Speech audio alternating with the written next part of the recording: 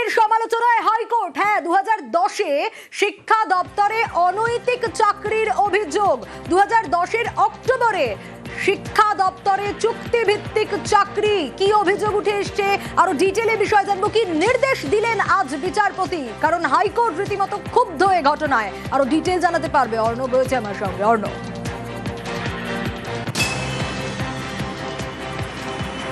দেখো, কলকাতা হাইকোর্ট বিস্মিত হয়েছে। কলকাতা হাইকোর্টের বিচারপতি রায় চট্টোপাধ্যায় কার্যত শেষ বাম সরকারের যে টার্ম ছিল, সেখানকার যিনি শিক্ষামন্ত্রী ছিলেন, তার যে রেকমেন্ডেশন, সুপারিশ, সেই সুপারিশের ভিত্তিতে যেভাবে রাজ্যের শিক্ষা দপ্তরে বিকাশ ভবনে চাকরি হয়েছে, এই বিষয়টি একেবারে আইন বিরুদ্ধ, নীতিহীন একটি কাজ।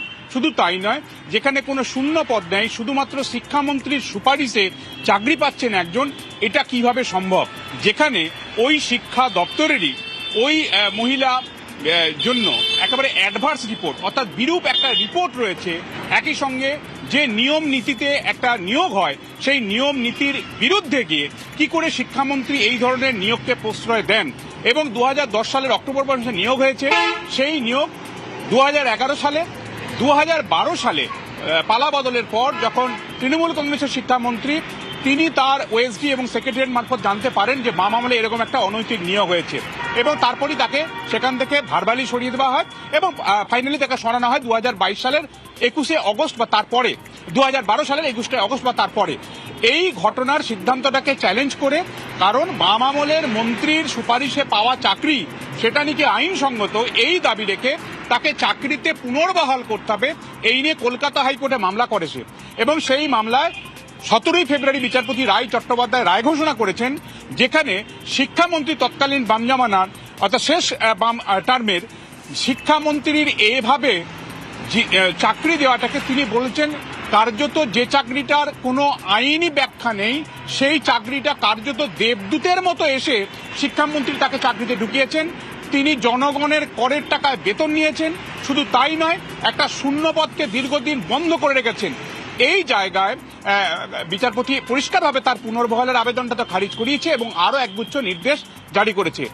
এবং এক্ষেত্রে বিচারপতি রায় চট্টোপাধ্যায় তিনি বলেছেন, যেভাবে 2007-08 বা তার পরবর্তী সময়তে প্রথমে উলুবেড়িয়া ইস্ট সার্কেল এবং পরে বালি ওয়েস্ট সার্কেল, এই দুই জায়গায় তিনি সর্বশিক্ষা মিশনের গ্রুপ সি পদের কাজ করছিলেন, সেই চাকরি থেকে সরাসরি বিকাশ ভবনে তুলে নিয়েছে তাকে মন্ত্রী সুপারিশে চাকরি দেওয়া, এটা একেবারে অনৈতিক কাজ।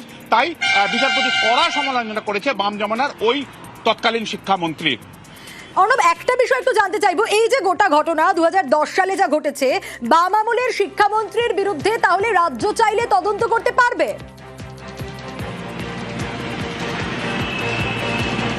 একেবারে ঠিক তুমি যে জায়গাটা বলেছো।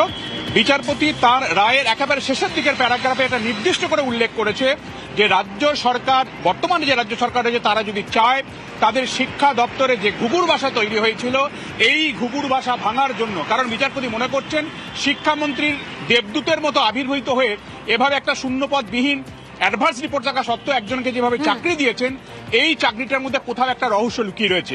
কাজে এই রহস্য ভেদ করার প্রয়োজন। রাজ্য সরকার চাইলে উপযুক্ত আইনি পদক্ষেপ নিয়ে এই পুরো বিষয়টার তদন্ত করতে পারে, সেই সবুজ সংকেত বিচারপতি পর্যবেক্ষণে তার রায়ের মধ্যে নির্দিষ্ট করে দিয়েছেন। বেশ অর্ণব।